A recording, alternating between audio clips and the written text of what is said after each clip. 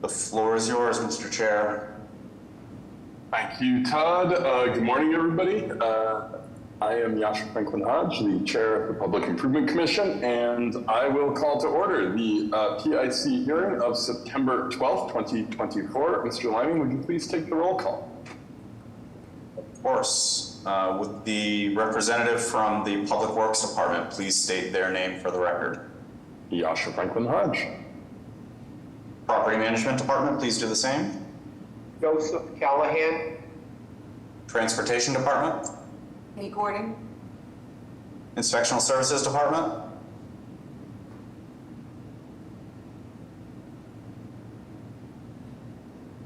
One more time, Brian, we couldn't hear you.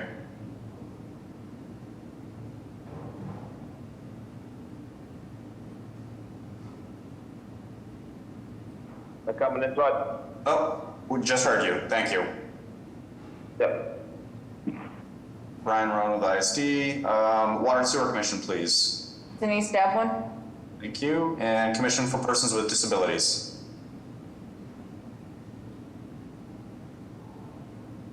Sarah, I see you, but I don't hear you. Sarah Leon. There we go. Thank you. Full quorum. Excellent. Thank you very much. So our first item today is the hearing minutes. At the request of the Public Improvement Commission staff, the acceptance of the minutes of the PIC hearing held on August 22nd, 2024. Do I hear a motion to approve the minutes? I'll make a motion to accept the minutes of August 22nd, 2024. Second. All in favor? Aye. Aye. Any opposed or abstain? So moved. On to public hearing number 1 on a joint petition by the City of Boston Public Works Department and the City of Boston Transportation Department for the making of specific repairs within the following public ways in Charlestown, consisting of curb realignment, roadway and sidewalk reconstruction, as well as new and relocated pedestrian ramps, traffic signal infrastructure, street lighting infrastructure, storm drain infrastructure, landscaping, driveway, curb cuts, guardrail, and access gates, Chelsea Street at Terminal Street at Chelsea Street. This was new business on August 22nd, as shown on a set of plans entitled City of Boston Public Works Department Engineering Division Specific Repairs Plan, Chelsea Street at Terminal Street and Moran Access Road, Boston, 6 sheets dated September 2024. Would the proponents please introduce themselves, their affiliations, and give us any updates since your new business hearing, and let us know how you'd like to proceed with this matter. Hey, good morning, Chief. Good morning, Chairman, members of the Commission. My name is Jeffrey Alexis with the Public Works Department, co-petitioning with the Boston Transportation Department to propose traffic signal and pedestrian improvements at the Chelsea Street and Terminal Street intersection. I'm joined here by Jeff Sawtell from Niche, who is our design consultant working on this project. Just want to provide a little quick background in coordination with the PPDA, the Autoport, Massport, as well as the Mystic River Watershed Association. This project was initiated to provide pedestrian access in conjunction with the Harper Walk Extension Development Project. Throughout this design process, we have coordinated with all pertinent stakeholders and parties to address pedestrian access while also maintaining and not impeding the truck access and operations of the Autoport. With that, I will turn it over to our design consultant, Jeff, to kind of go over the proposed design, and then of course we'll address any questions that the Commission has and some of the comments that were made since new business. Good morning, everybody. My name is Jeff Sawtell from Niche Engineering, as Jeff said. So as again, we're discussing, we're adjusting the curb lines to, make this a more safe intersection with an exclusive pedestrian crossing here for future connection to the Harbor Walk trails.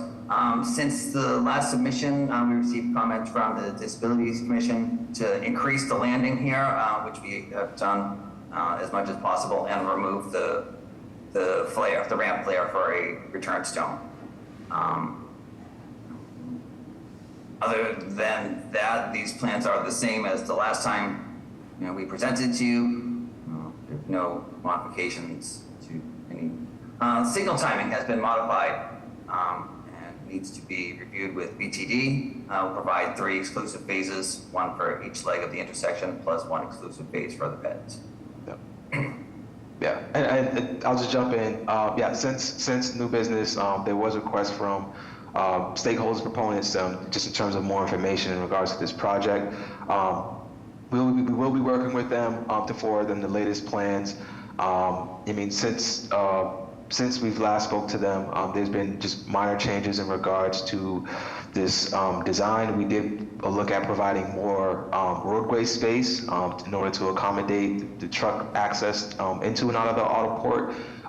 We have had conversations with Mass DEC in regards to their wind turbine blade transport, which is why we went ahead and proposed this driveway that provides direct access into the auto port from Chelsea Street. There was concerns with turning movements with that vehicle. I believe it's 2,200 feet long, including the wind turbine blades. There was going to be issues with the signal post in terms of turning movements. So, I mean, ultimately we needed to provide direct access into auto port in order to propose traffic signal equipment at this intersection. Happy to continue working with the auto port to address any concerns that they may have.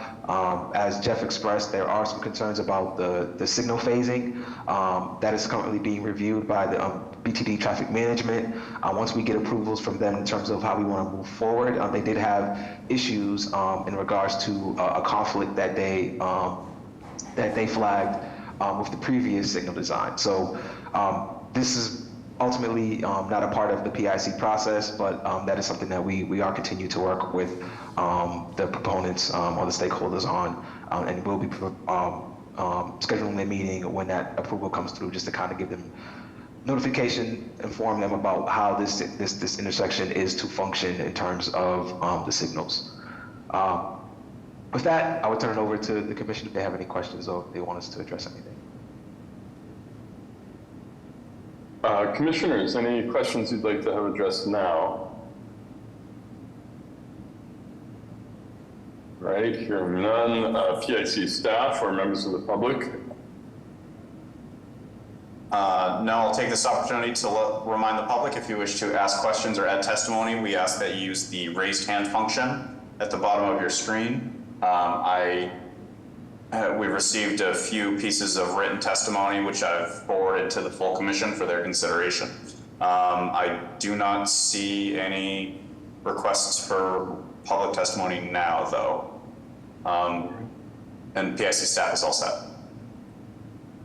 All right, so Jeff, just to confirm, the request here is a continuation to allow for additional time, a couple of additional weeks for review? Yes, I believe so. I believe some of the stakeholders I assume they hadn't received the most recent plans in terms of design. They have been shared with BPDA, they have been shared with Massport, they have been shared with the Autoport, but I believe some of the tenants may not have seen the plans. So happy to give them some time to kind of review and take a look at it. That being said, based off of our coordination and process with them, we have looked at addressing the concerns that they've raised. So we've made substantial changes based off those initial comments. We're on our fourth design submission for the 7,500% in terms of submission. So we have been making changes and working with them. But yeah, if they weren't unable to see the most recent submission, happy to provide them with more time before we proceed. Got it. Okay, thank you very much. I appreciate that. And sort of speaking in my role as chief of streets for the city, this is first and foremost a safety project, specifically a pedestrian safety project. And so we see a great deal of urgency, as we always do with matters of concerns of significant pedestrian safety issues, and certainly see that here. That said, obviously there are a lot of complex interests that are trying to be balanced, and so certainly happy to allow for a couple of additional weeks for further review of plans. Anyone who's interested in those can connect with Todd as a central point of contact, and he can make sure that everyone gets copies of those and be able to offer any feedback that they have. So with that, do I hear a motion to continue public hearing number 1 to our next hearing on September 26th to allow time for final plan review by stakeholders. I'll make a motion to continue public hearing item number 1 as read into the record by the chair until September 26th. Second. All in favor? Aye. Second. Aye. Any oppose or abstain? So moved. Thank you, Jeff. We'll see you back here in 2 weeks. Thank you, Chairman. Thank you, Commissioner. Thank you very much. All right, on to, well, actually, that concludes the public hearing section of the meeting. So on to new business. Our first item in new business 1 at 265 to 267 Amory Street, West Roxbury, pedestrian easement, specific repairs on a set of joint petitions by Youth Enrichment Services and Watermark Development Incorporated. Would the proponents please introduce themselves, their affiliations, and give us an overview of what you are proposing to do? Mr. Chair and Commission members, I'm Maddie Blanchard with Howard Stein Hudson. We are performing the PIC Civil Engineering Services for the project. I am joined today by members of Watermark Development and Youth Enrichment Services, the 2 project proponents, as well as Embark, the project architect. The project site is located at 265 and 267 Amory Street in Jamaica Plain. It's about a half-an-acre site located on the west side of Amory Street, just north of the Amory and Minton Street intersection. Previously, the existing site shown here on the left-hand side of the roadway housed a single existing building that housed an electrical contractor. There was also surface parking on the site. The proposed project intends to demolish that existing building and parking lot in order to construct 2 buildings at 265 and 267 Amory Street. 267 Amory Street, shown here, will be a 3-story commercial building. This will be the new headquarters for Youth Enrichment Services.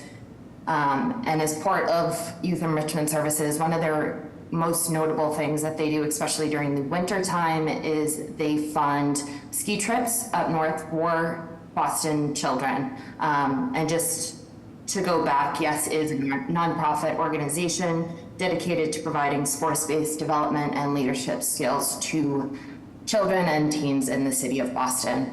So part of this 267 Amory Street site will include 2 driveway curb cuts to allow for buses to enter the site and perform loading for these ski trips off the street without blocking the sidewalk.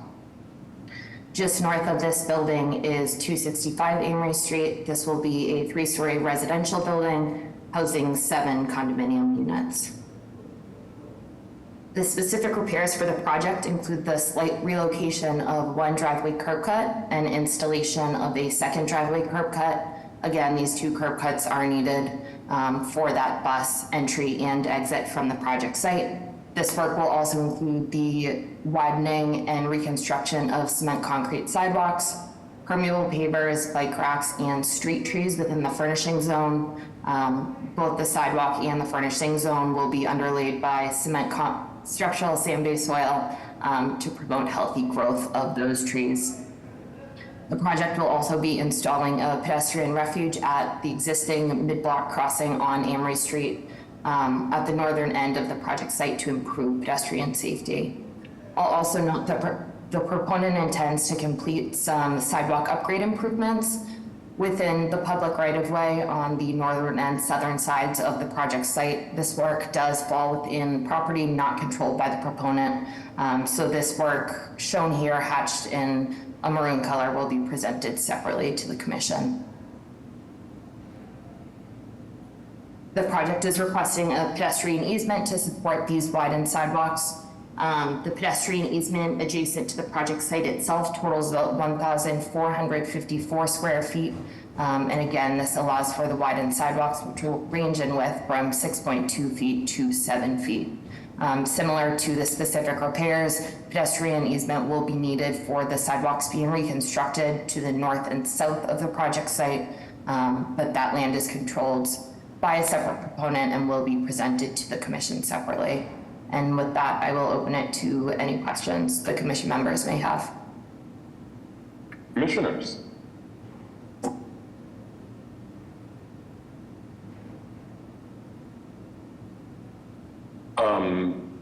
hearing none, can you provide a little bit more detail on this the area along the southwest corridor that's sort of shown as being permitted independently of this project? Can you provide us a little bit more of the context and history on why this is being done as, like in both these areas, why these are being done as separate projects?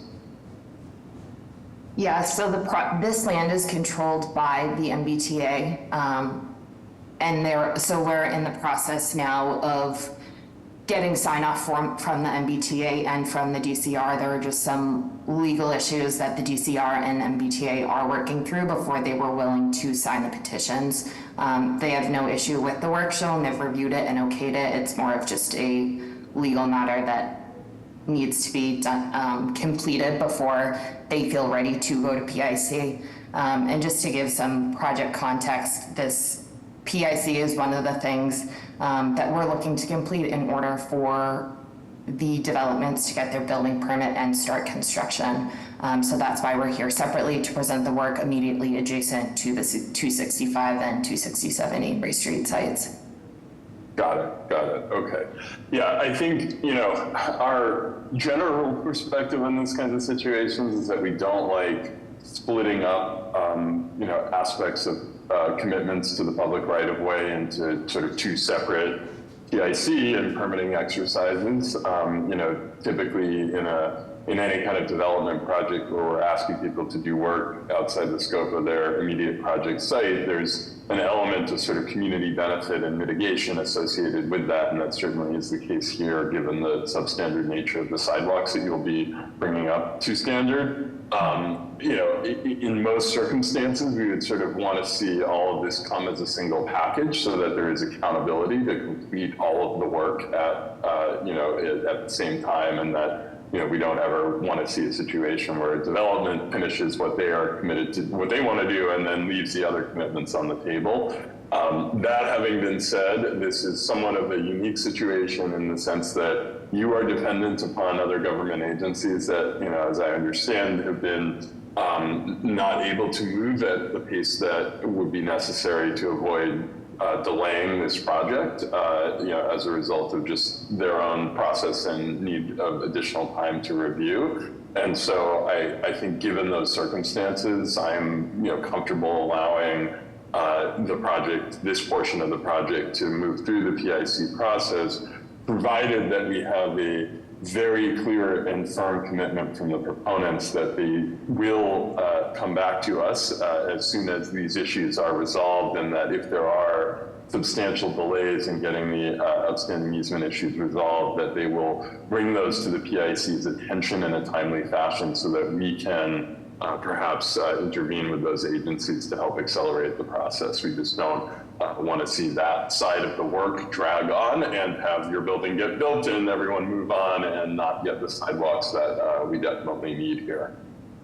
Absolutely, thank you.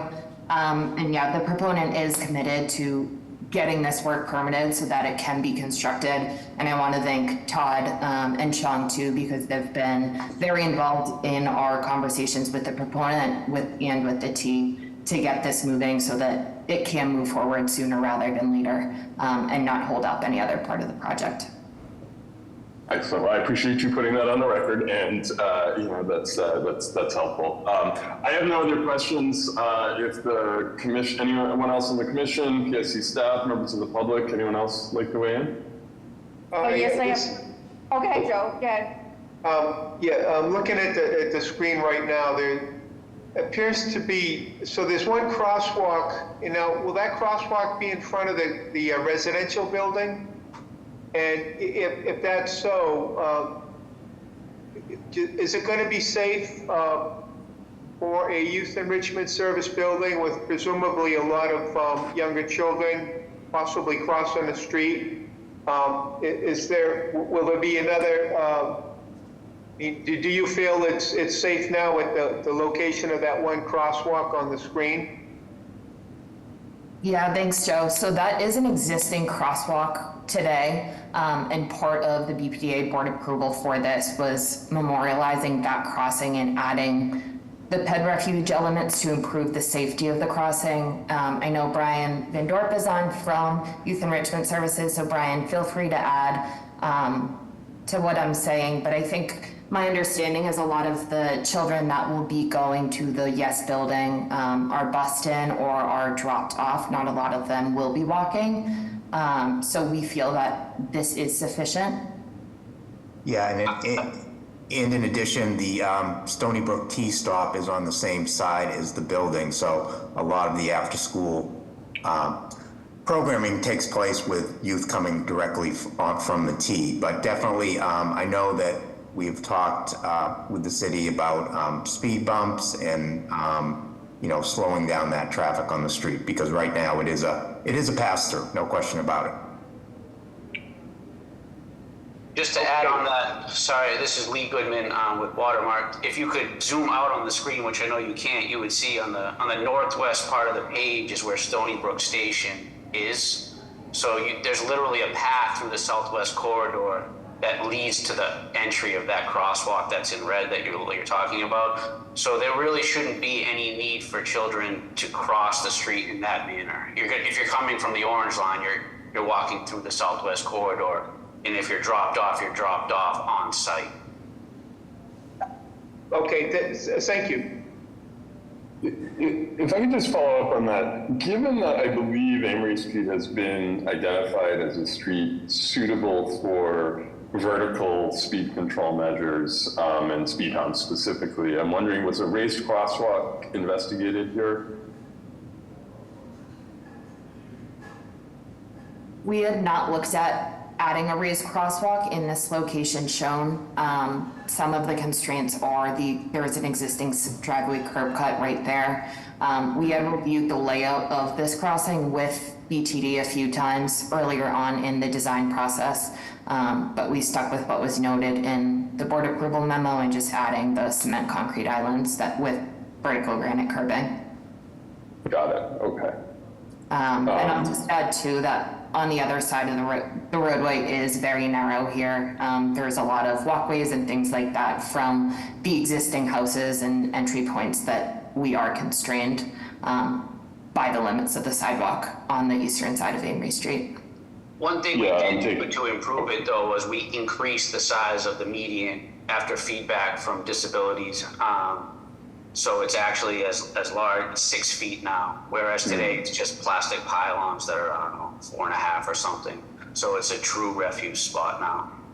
Yeah, no, I appreciate that. And as I'm looking at this on Street View, it's an extremely constrained spot with curb cuts on both sides that would likely make a raised crossing difficult to implement here. So I think this feels like a good way to improve the safety of the existing crosswalk and accessibility of the existing crosswalk.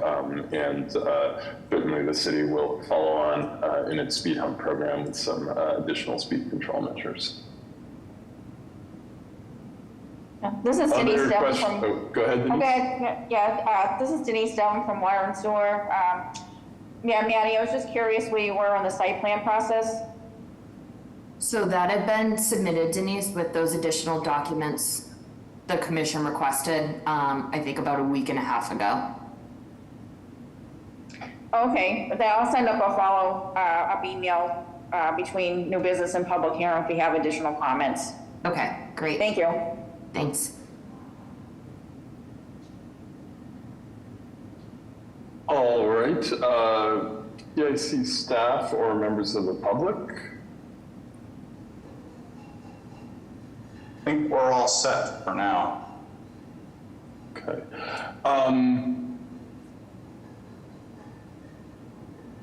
Question, sorry, I was just remembering one other issue here. So there has been some in over the last couple of years. This, as I was looking at this corner in Street View, I was like, wait a second, we had some other issues here. So there have been several reports of street flooding located right at this intersection here with 266 Amory, where this crosswalk is located. And so I'm actually going to put Denise a little bit on the spot here, but if there's anyone in the project team with insights on this, we did get a number of complaints from folks living in that residential building directly across the street here about persistent street flooding. So I just want to make sure that while we're out here planning construction and changes to the street here, that there isn't some outstanding unaddressed grading or other drainage work that needs to be done here. I'd hate to see us construct a brand new median and then have to, or a brand new refuge and then have to rip it up to address flooding issues. So if anyone has knowledge or information about that on the call, Sure. certainly happy to hear it now. Otherwise, I would say, like, can we go back and just make sure there's nothing going on here? So I know that within the last month, Water and Sewer had subcontractors out there digging up, adding dry wells and tying back into the drain. I mean, it's true, there was a substantial flooding issue on big storms, but they were doing excessive amounts of work. I believe they corrected the situation completely. Because they were using our site as laydown for their dry wells. They were taking deliveries there in crushed stone, you know, and obviously we were happy to see it as well. So I believe they either added 2 or 3 large dry wells and then had overflows back up the street on Amory into the storm drain. You know, I was just watching the work, you know, and talking to the contractors, but it seemed like a substantial amount of underground work that was done. Got it. So I think my ask would then, I'm glad to hear that. I think my ask would just be if the proponent can coordinate with Water and Sewer to just make sure that there aren't any outstanding issues, and just to, if there is future work planned with Water and Sewer, that the timing of all of this is aligned and considered. You know, so just a conversation is the only request. Cool. Any other comments from commissioners? PSC staff, members of the public? All set. All right, will you be ready for your new business or your public hearing in 2 weeks on September 26th? We will be. Thank you. Excellent, thank you so much. We'll see you then. Thank you. And on to our last item, new business number 2, 716 Columbus Ave, Benton Street, Roxbury, specific repairs on a petition by Northeastern University. The proponents please introduce themselves, their affiliations, and give us an overview of what's being proposed. Sure, thank you. Good morning, commissioners. My name is Victoria Molina. I'm Associate Vice President for Campus Planning and Design at Northeastern. I'm joined today by John Tobin, VP of City and Community Engagement, and Michael Glover, VP and Senior Counsel at Northeastern, as well as our project team and consultants, Joe Connolly and Rick Latini from Howard Stein Hudson, who will share a detailed project overview.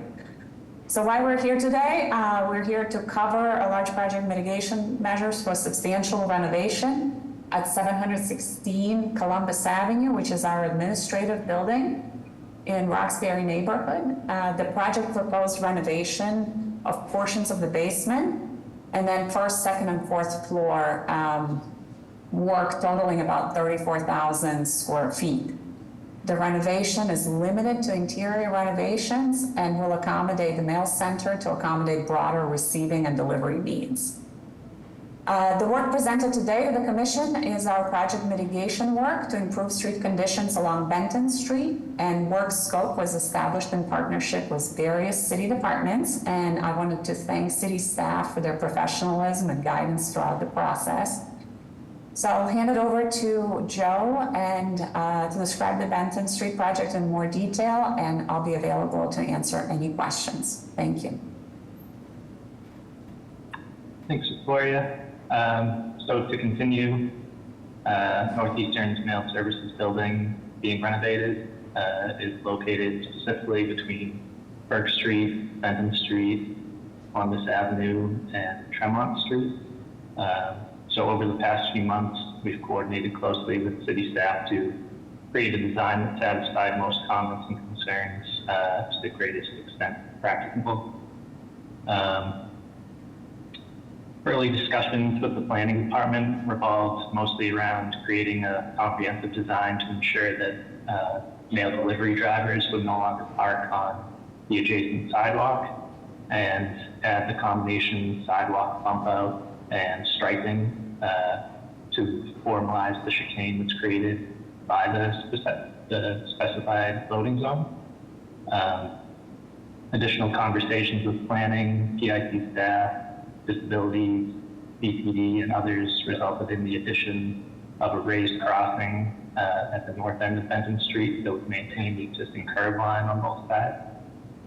The Street Lighting Division of Public Works also provided a prepared proposed lighting layout for which we settled on the addition of 7 new poles and handholds, as well as conduit within the reconstructed sidewalk along the southwest side of Benton Street.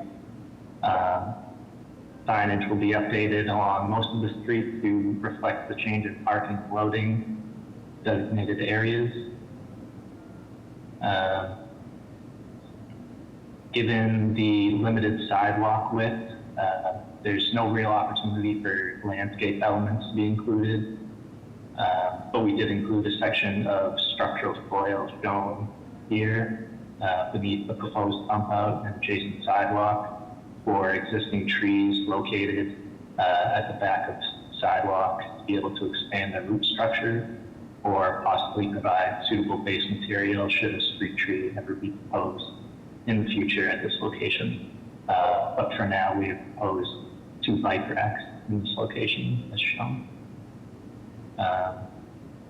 All sidewalks shown along the southwest side of Benton Street and at either end of the raised crossing will be reconstructed based on city standards, and curbs will be reset to provide full reveal to further discourage delivery drivers from parking on the sidewalk. This alley curb cut will be converted to an at-grade crossing based on the city's standard residential driveway opening detail, while removing the existing curbing beyond these granite corners. This was not specified on the plan submitted with our engineering report, but was always the intent, and it will be reflected when we submit my plans if approved. So with that, I will open it up to any questions with staff. Commissioners, questions?